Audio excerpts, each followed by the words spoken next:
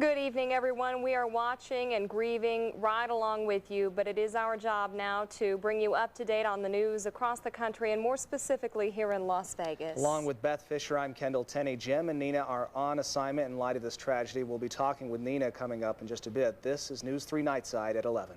Another explosion on the right-hand side. Another building has gone up on the right-hand side.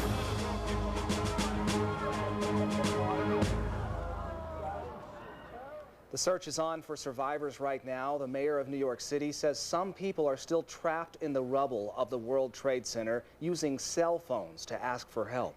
Thousands of people could be injured or killed. We have now learned at least 300 firefighters are missing on the south side of Manhattan. Crews plan on working around the night to try and save victims. Meanwhile, President Bush is promising to avenge the deaths of those who died in New York and Washington when hijacked jetliners crashed into the World Trade Center and the Pentagon. The search is underway for those who are behind these evil acts. I've directed the full resources of our intelligence and law enforcement communities to find those responsible and to bring them to justice. We will make no distinction between the terrorists who committed these acts and those who harbor them. News 3 has team coverage for you tonight. We're going to begin with Steve Krupe. Yeah, he is out at one of the blood centers here in Las Vegas. Blood centers all over the U.S. have people showing up, standing in very long lines, trying to help the victims of the bombings. Las Vegas, no exception to that, Steve. Yeah, Kendall, huge crowds all over the valley today. Here at United Blood Services on West Charleston, over 300 people at times, lines literally around the building, still dozens of folks waiting to get in here outside. Those lucky enough to make it inside have been waiting between 5 and 8 hours to have their names called. The response from the community indeed has been amazing. All day long and well into the night, Las Vegans answered the call for help. Ready? Yeah. They waited up to 8 hours to donate blood, and by the hundreds they gathered at the West Charleston and the East Charleston locations of United Blood Services. It's amazing. The people that come here to show that they care and want to do something to help people, it just touches your heart too. It's amazing how people do that. I'm O negative, so for something like this, this blood is good for anybody. The shelves here are filling up quickly, but will any of this blood actually reach New York City? That has yet to be decided. There is a nationwide network of blood banks, and if the call goes out, this blood is ready to be sent to New York. This is amazing. This is fantastic. All these people showing up to give blood. We stick together, and it's a symbol of that. A lot of people are coming in, a lot of stores are donating, and everybody's helping out the best they can. The need for blood is not expected to disappear anytime soon, and if you cannot wait in line, appointments can be scheduled for the days and weeks ahead. And some breaking news tonight regarding the blood supply. This is a military C-130 jet that just landed within the past hour at Nellis Air Force Base. This jet loaded up with blood samples from Las Vegas. That jet then took off, headed to Phoenix, Arizona, where the samples will be tested. And based on the results of those tests, it will be determined whether or not the supply here in Las Vegas is ready to be shipped off to wherever it might be needed. But again, with all of the aircraft grounded across the country, this is a very unusual moment here with an aircraft actually landing in Las Vegas tonight, and then this giant military jet once again taking off, carrying a large supply of blood from all over the West Coast for testing to make sure the supply is ready to be sent to New York or wherever it is needed. That is the latest live from United Blood Services on West Charleston. I'm Steve Krupe. Back to you in the studio. All right, Steve, thank you very much. In the midst of this tragedy, it's somewhat comforting to see all those people standing in line, and that's just one example of how people here at home are pulling together during this national tragedy. And Anquinette Moon continues our team coverage. She is live from down on the Las Vegas Strip, and Anquinette, you talked to people all over the valley who've been watching all of this unfold in disbelief. Beth and Kendall, today has become a day we'll all look back on and say, do you remember where you were when it happened? I'm sure my story is like so many other stories out there. The phone rang and woke me up at 6:30 this morning, and the voice on the other end said, turn on the television. The date, 9/11, the nation in a state of emergency. Images unfathomable, terror that struck our very home. In the United States. It's not supposed to happen in the United States. This is supposed to be the shield over the United States. It wasn't there today. I guess it'll probably be the greatest American tragedy on our soil. In America's playground, marquees that normally entice people to have fun now illuminate a simple and somber message: God bless America. And fear has drawn people to their faith. I just couldn't stop thinking about them. They had no choice. At churches all over the valley, heads are bowed, people are praying. We have many things to continue to pray about. Our hearts are heavy, but we have hope in Christ. Just pray that the message of hope comes out to all believers and to those who are non-believers. At businesses and in neighborhoods, flags fly at half-staff. The spirit of America shaken, but still sound. I think that I'm going to be looking over my shoulder a little more often than I have before. And it's amazing. I always said I felt so safe in America, and I still do, but it's just a creepy feeling to actually be seeing this happen. It's surreal. It really is like a dream. All of our lives have changed now because we all live in a country that prides itself on its freedom. And as the president said earlier today, freedom has been attacked by a nameless, faceless coward. Now we all wonder if or even when it'll happen again. So now our feeling of freedom is also mixed with a little bit of fear. Reporting live, I'm Anquinette Moon. Beth and Kendall, back to you in the studio. All right, Anquinette. Tonight, all flights are canceled at McCarran Airport, just as they were and are all across the U.S. You're going to take a look now at a live picture of McCarran Airport from our Mandalay Bay cam. And you can see all the planes are grounded, nothing going on there. We're told no airplanes will be allowed to take off until 9 in the morning at the earliest. The first priority, if that happens, is going to be all the flights that were diverted, and the airport will be on its highest state of alert, so things are going to move very slowly in the beginning, and you want to call ahead and check with your airline to see how things are going. Ben Correa was at the airport earlier today where he found this attack shocked many and left thousands with nowhere to go. Work at nights.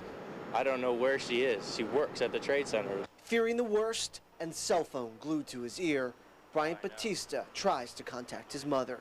I can't get a hold of her at all. I left a message on her answering machine. I've emailed her. I mean, I'm off work. I just left. I punched out and said I'm later. I gotta find my mom. Inside McCarran, thousands of passengers are left stranded.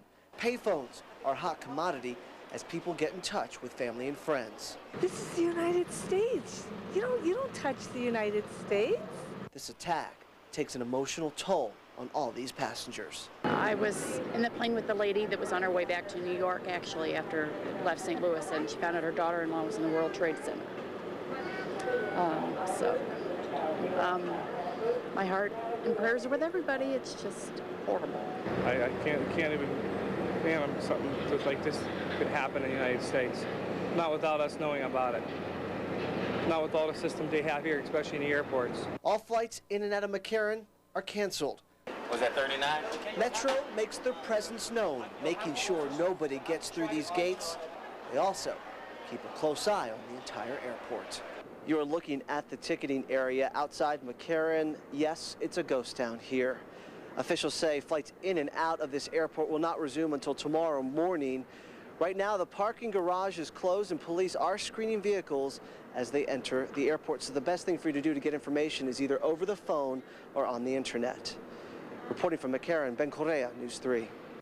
And one of the ways to get information over the phone is to use the 800 number set up by United and American Airlines. They're on your screen right now. 932-8555 is the 800 number for United. 245-0999 is the toll-free number for American Airlines. Again, this is if you think you might have family or friends that were on any of those 4 flights that crashed. Again, right now, no flights taking off from McCarran International Airport, and no flights taking off anywhere for that matter in the United States. We've also just received word the Thunderbirds have canceled their appearance at a California air show this weekend. Airport officials in the meantime say they don't expect any flights, as we've said, to resume before 9 a.m. tomorrow. That would be the very earliest, and even then, the Federal Aviation Administration is estimating only a small percentage of flights will actually get up in the air. And Kendall, a source of mine from McCarran Airport told me tonight that even at McCarran, they don't plan on resuming service 100% tomorrow. So if you're planning to fly out of McCarran or hoping to fly out of McCarran tomorrow, be prepared. The airport, it's my understanding from my source, the airport is not planning on operating all flights. Business will not be as usual tomorrow. As we've been saying, 3 of the 4 planes that crashed today were bound for Los Angeles when they were hijacked and then crashed. News 3's Nina Radetich is on assignment at LAX tonight, where, Nina, I'm sure family and friends of those people killed at some point went to the airport looking for information. And right now, Beth, many of those victims' families are staying at hotels, several different hotels that are actually close to the airport. Those hotels are crawling with security personnel. We actually tried to go into several of them, hoping to maybe find somebody from United or American Airlines that would speak to us, even some spokespeople from the different victims' families. Obviously, right now, those folks are off limits to the media. The Red Cross, we're told, has several mental health workers on hand for those people. They've already helped 2 to 3 families and are prepared, well prepared, to help even more than that. As you mentioned, McCarran Airport is shut down. Los Angeles International Airport has been in a state of lockdown all day. But despite that fact, 1 flight did land here this afternoon. It was an American Airlines flight carrying a group of care workers who also is on hand to help the victims' families. Other than that, LAX is a virtual ghost town. You should be hearing the roar of jet planes. Instead, this. 178 planes on the ground at LAX. The airport closed until further notice. The buildings are secure and we're ready to commence planning. Actually, we have already started planning for the wind-up operation to get things going again when we get the word from the FAA. When air travel resumes, passengers should expect to see some changes. I think there'd be a strong indication that at least in the very beginning we would probably restrict the passengers only to go through the screening stations. And I think that just allow a lot of time for that.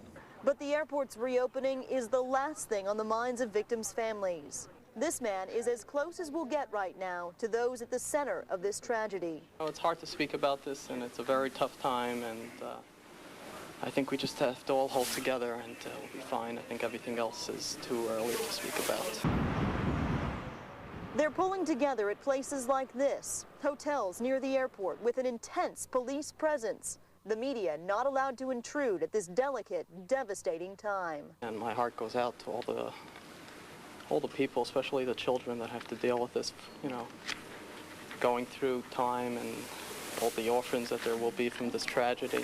An attack of terrorism on the East Coast that reaches every city in America. Beth mentioned that McCarran Airport may open to limited flights tomorrow morning. We're told by the director of operations at LAX that it is going to be some time before we get our entire air travel system up and running. He said that is a major undertaking.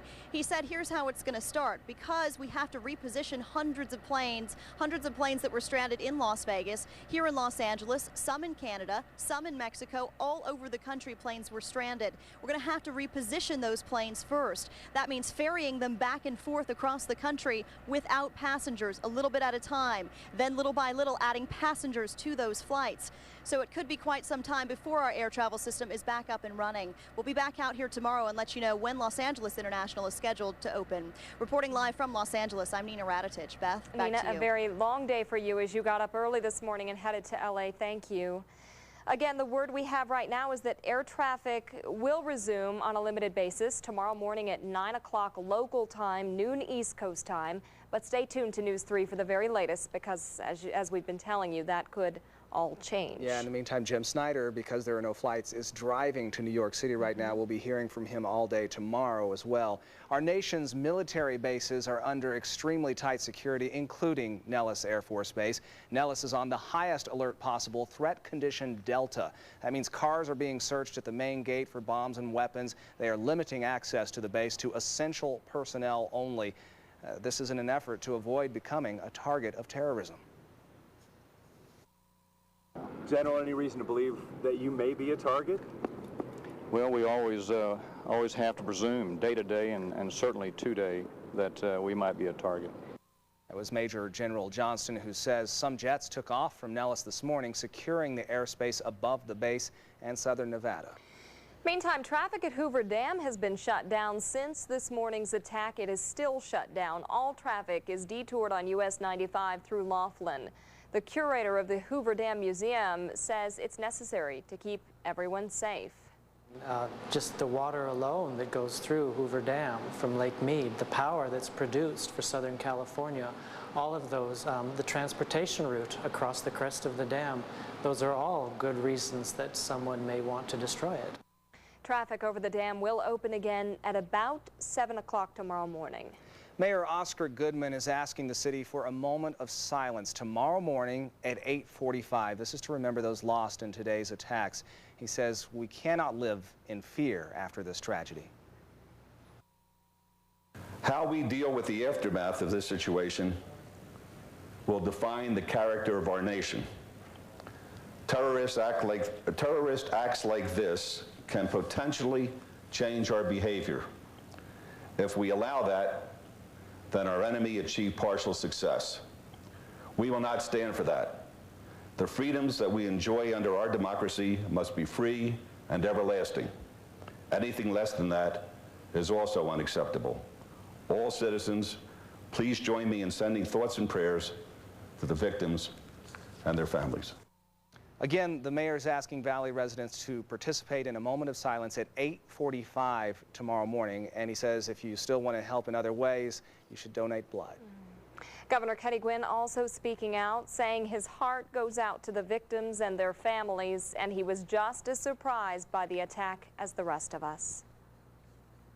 When terrorists attack you, they want to do physical damage, but even beyond that, it's their guerrilla warfare strategy is to upset you mentally and physically and disturb a country like America, to put you at the highest rate of fear you can be in.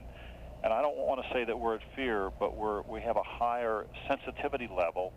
But if we close everything, it looks as though we're doing exactly what they want. Firefighting aircraft battling the wildfires near Reno were forced to land for a while as part of a nationwide grounding of aircraft. But Governor Gwinn says that order has been lifted for firefighting aircrafts, and during daylight at least they were back in the air. Not everyone is mourning this tragedy. Some Palestinians are taking to the streets to celebrate the attacks on the World Trade Center in the Pentagon.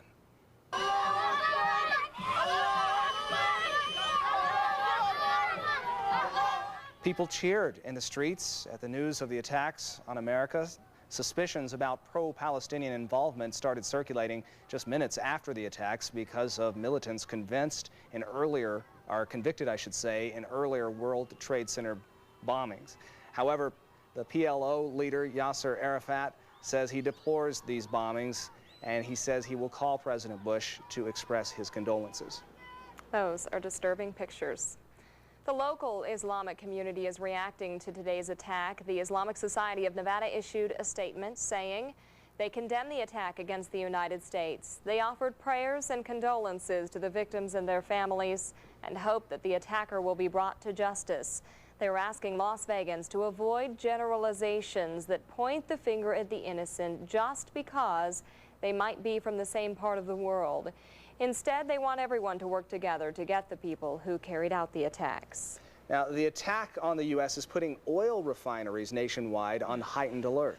And across the U.S., consumers are also feeling the effect. In some cities, the price of gas rose past $6 a gallon tonight. Gerard Ramallo is live at the Chevron on Lake Mead and Las Vegas Boulevard. And Gerard, it almost seems trivial to talk about gas prices at a time like this, but this is one more effect that this tragedy has had on our country. You're right about that, Kendall. And right now the concern is that there will be some gas runs. Right now what authorities don't want, of course, is for people to become hysterical. You can take a look at this particular Chevron marquee and see that the price for a gallon of unleaded right now stands at $1.63. That's probably about average across Las Vegas right now. But there's a nationwide rumor going around that local gas supplies will soon run out. And because of the bombing, gasoline imports will be placed on hold. Now, none of that, of course, is confirmed, but a lot of people aren't taking any chances.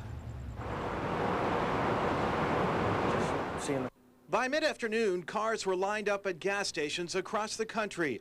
In Iowa, drivers rushed to fill up on fuel that rose to nearly $4 a gallon. In Illinois, prices soared to nearly $5 a gallon.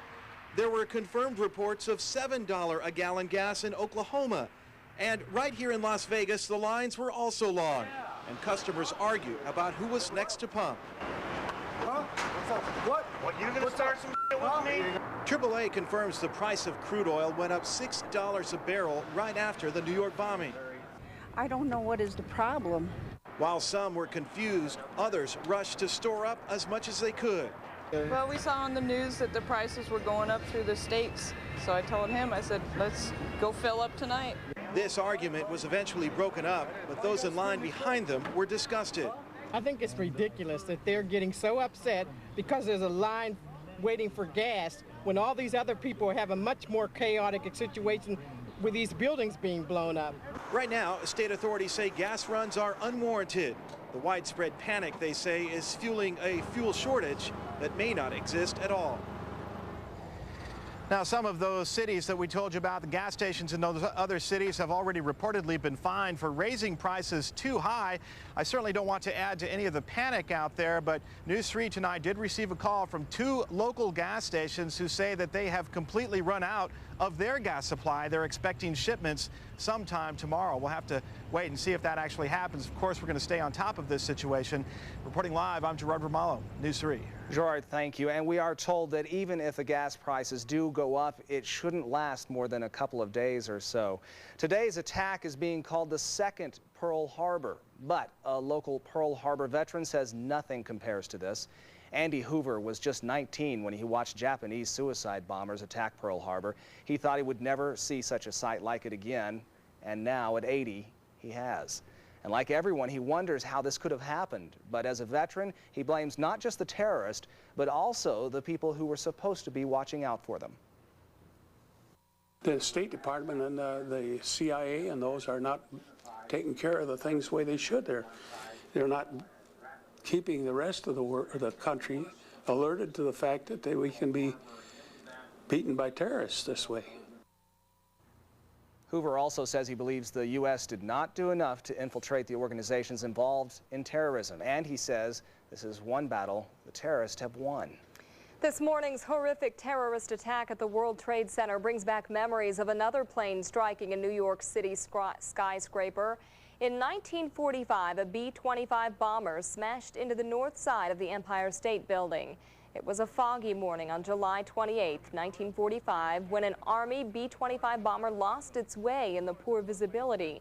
The plane struck the 79th floor, creating a hole in the building 18 feet wide, 20 feet high. The plane's high-octane fuel exploded, sending flames down the side of the building and inside down to the 75th floor. The plane crash killed 14 people, 11 office workers and 3 crewmen, as well as injuring 26 others.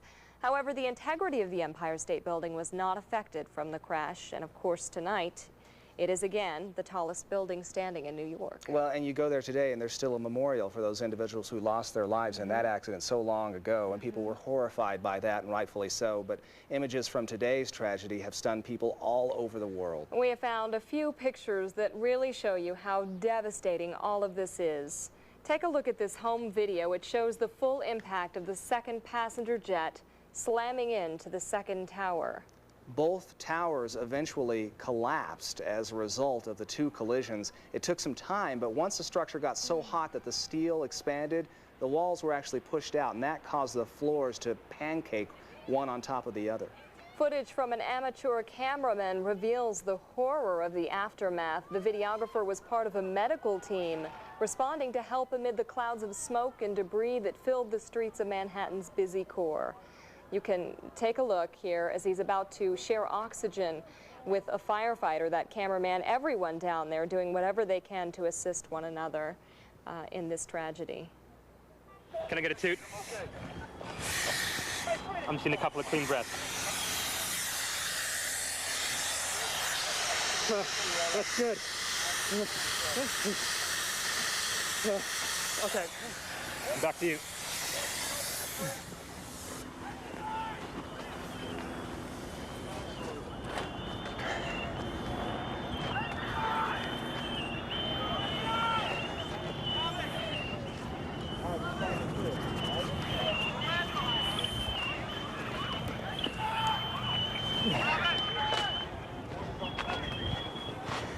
This is the car I hid behind. It saved my life.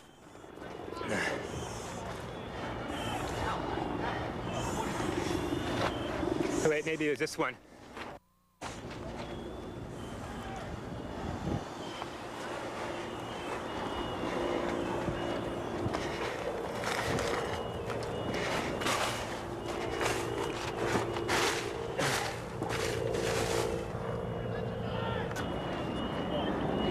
There's all these noises. I don't know what it is. They say someone needs help. Yeah, Mike! Mike! Mike, come over here! Yeah! Anybody need a doctor? Where are you? Oxygen. Don't have oxygen.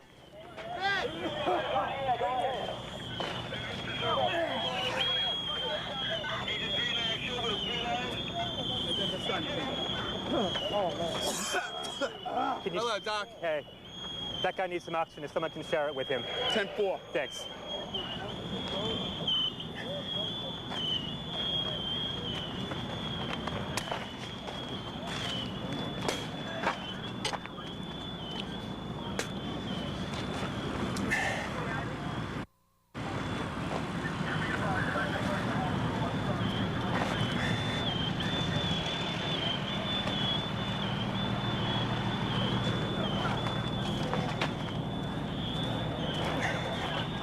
They told me just to wait here at this semi-staging area. See if I can help, so that's what I'm doing. They won't let me go any closer. No one can go in to get the people out. There's small explosions still going on.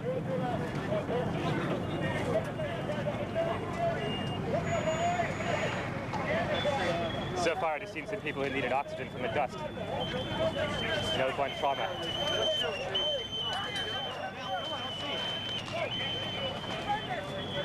Gonna go wash my eyes out.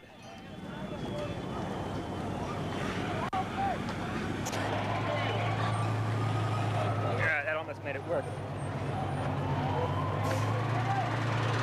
Looking north on the West Side Highway.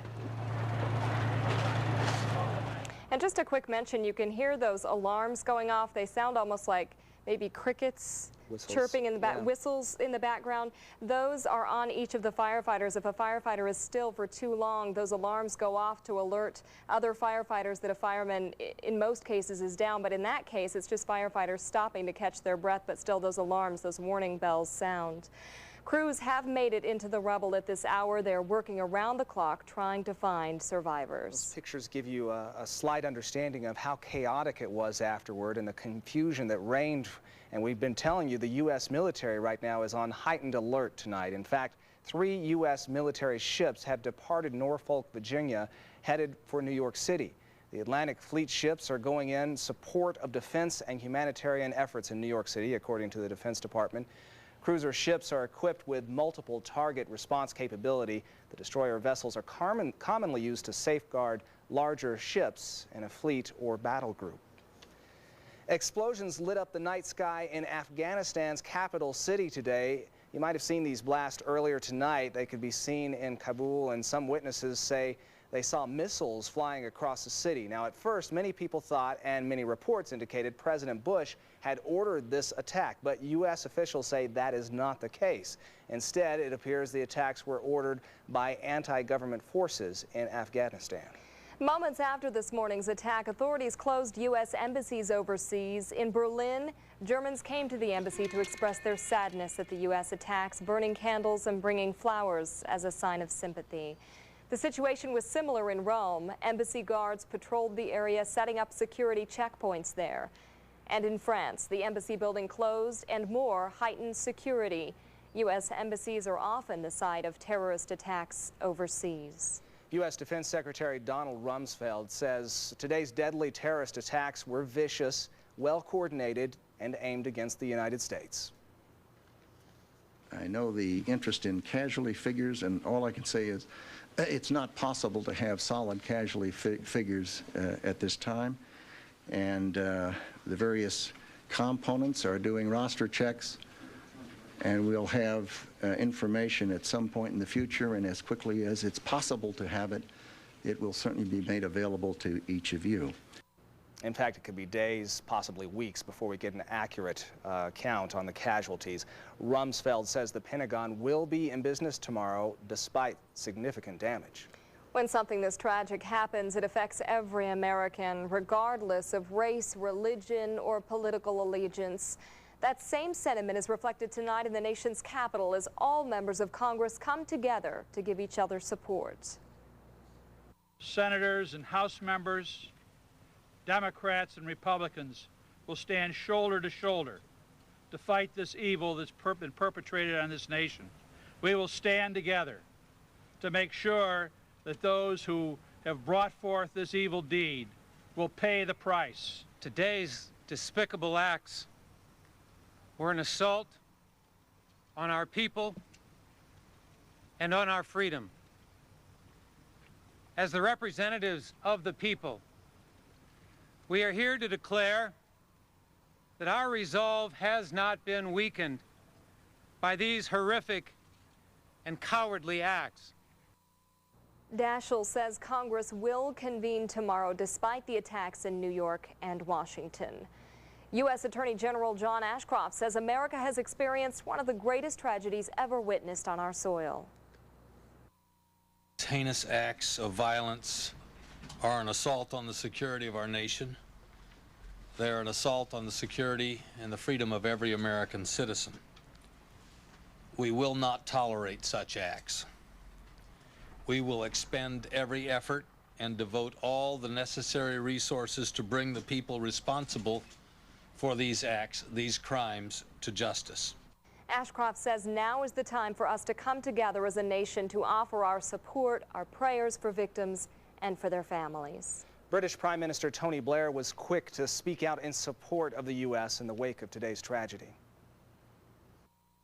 I'm afraid we can only imagine the terror and the carnage there, and the many, many innocent people that will have lost their lives. I know that you would want to join with me in sending the deepest condolences to President Bush and to the American people on behalf of the British people at these terrible events.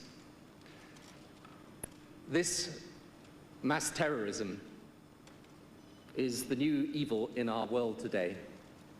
It is perpetrated by fanatics who are utterly indifferent to the sanctity of human life. And we, the democracies of this world, are going to have to come together to fight it together and eradicate this evil completely from our world. Mr. Blair was originally scheduled to speak about his plans for public services today, but said it would be inappropriate after today's attack. One of our former reporters here at KVBC, Bob DeCastro, is now a reporter in New York City.